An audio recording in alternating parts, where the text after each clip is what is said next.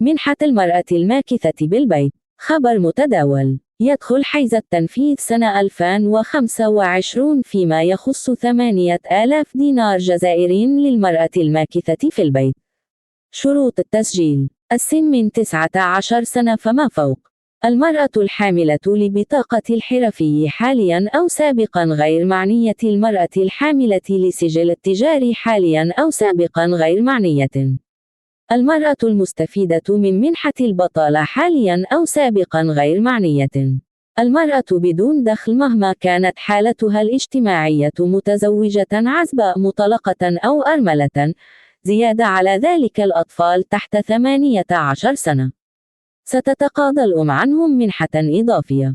أما فيما يخص الأزواج العمال والموظفين، تقديم ملف شهادة عائلية، شهادة عدم العمل للزوجة، وشهادة عدم انخراط كناس وكاسنوس للزوجة.